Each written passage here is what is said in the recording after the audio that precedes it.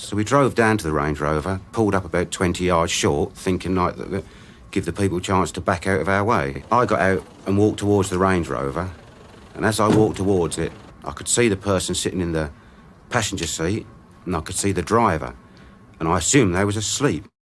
Had the frost not been quite so severe that morning, so severe as to render it impossible to mix mortar, then Ken Jiggins would have simply have gone to work. As it was, the amiable bricklayer decided to start the day helping his friend, Peter Fearbold, feed the 800 pheasants he kept at Whitehouse Farm in Retterdon. Jiggins arrived just after 8 a.m, and eager to get the job done, the pair decided to skip tea and headed straight for Fearbold's Land Rover. It had snowed during the night. There was a thick layer of ice on the car's windscreen and windows, which the two men diligently scraped off before driving across the field and then turning left into Workhouse Lane. As they neared the bottom, they found their path blocked by a metallic blue Range Rover, parked in front of the locked gate that leads to the fishing pond. Inside, Jiggins and Fearbold could clearly see the silhouettes of two men slumped in the front seats. Their first thought was that they might be asleep, so Jiggins jumped out to ask them to move out of the way. I tapped on the driver's window, looked in and saw the driver lying with his head on one side. There was blood coming from his nose, his mouth and on his chest, says Jiggins. The passenger sat with his head slumped forward and blood on his chest. Fearbold was still in his car, worrying that the men might be poachers, and turned nasty when Jiggins called out to him, "There's 2 dead men here!" As the pair nervously dialed for the police on Fearbold's mobile phone, they noticed a third man in the back, with more blood and gore spilling out from his head, and from a gaping wound in his belly. Detective Superintendent Ivan Dibley had been with Essex Police for 31 years, since the tender age of 17. He was just 4 months away from retirement and getting ready to enjoy a rare day off when just after 8:30 a.m, the call came asking him if he'd like to come in and take charge of what would undoubtedly be the biggest case of his entire career. Although he was officially on leave that day, the killing had occurred on his designated patch, so through polite protocol, a colleague phoned to offer him the first bite of the cherry. Dibley had a first-class record when it came to murder. Of the 25 homicides he had investigated, only 2 had remained unsolved. He also took any gangland murder on his patch as a personal challenge, as if somebody was throwing down a gauntlet saying, "I bet you can't catch me." I said yes, but on one condition. I'd promised my daughter that I'd change an electrical fitting at her house. And I wanted to do that first. The only information I had was that there was 3 dead men in a Range Rover, so I knew a pathologist would have to be called to the scene, and that the inquiry wasn't going to take any real steps for several hours at least.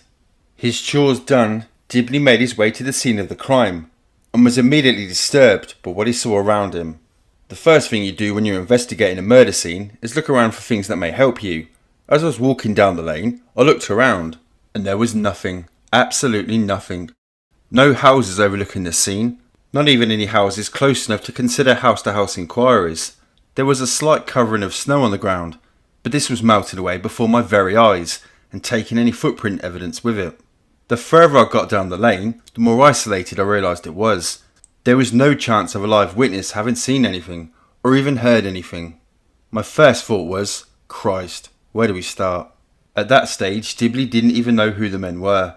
Despite the dinner arrangements that had been put in place the previous evening, the girlfriends of Tate, Tucker and Rolfe saw no cause for alarm.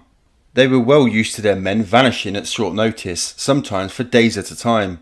Besides, phoning the police to report them missing so quickly would have done nothing to ingratiate themselves had they turned up later on. The car gave no clues either. The man in whose name the vehicle was registered was found to be alive and well. However, the police records did show that a local officer had run a check on the same vehicle the previous day. When he was tracked down, he explained that he'd seen the vehicle being driven by a well-known face, and had pulled him over to check whose vehicle it was. The face was Craig Rolfe, and Dibley had his first name.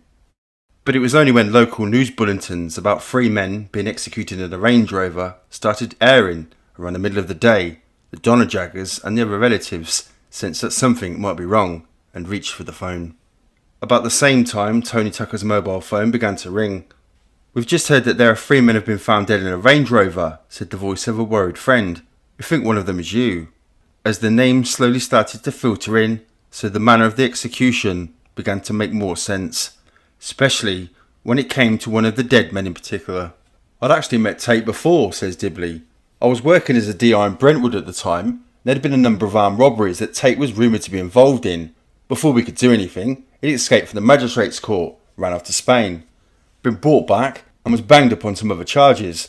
But I was still keen to try to clear these crimes up, so I went on a cold visit to Swaleside Prison to see if I could persuade him to admit to some of the unsolved crimes.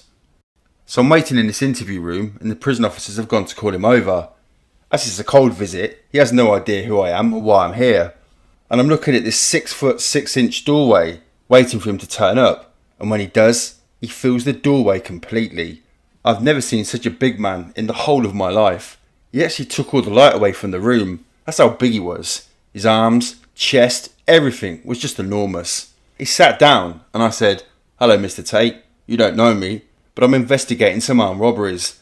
And for the next 20 minutes, I talked and talked and talked. I was going on about what I suspected he had done and saying that the only way he'd get parole for his current sentence would be if he come clean about everything. The whole time, he just sat there and stared at me. He didn't say a word.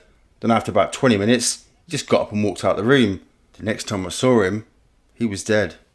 By the end of the first day, the identities of all 3 men had been firmly established, and the grim task of informing the next of kin was well underway. For some, the news was simply too much to bear. Tony Tucker's 63-year-old father, Ronald, was at home in Folkestone, Kent, when he found out. Ronald had half seen the news bulletins about the brutal killing, but had never believed even for a second that his precious son could have been involved. Within seconds of finding out, he had a massive heart attack and dropped dead on the spot. The following morning, local and national newspapers started running stories about the backgrounds of the 3 dead men and speculating about what was going on. The Essex Police press office was besieged with calls from hacks who wanted to know if this was going to be the start of a massive gangland war in the county, if the dead men had been armed, how many shots had been fired, and most of all, if anyone had been arrested. The police were saying nothing, but there was so much background to write about, they didn't need to. There was the link to Leah Betts, the attack on the pizza parlour man, the previous attempt on Tate's life, and even a celebrity angle, thanks to Tucker's friendship with Nigel Benn. That afternoon, Dibley held a press conference where he answered a few questions, then produced Donna Jaggers to make a direct, emotional appeal to attempt to humanise the 3 men who were already being typecast as mindless thugs. Weeping uncontrollably, Jaggers proved that at least somebody cared about them. It's like anyone who was with them maybe in the afternoon, who knows anything about what's happened to them, or if they see anything,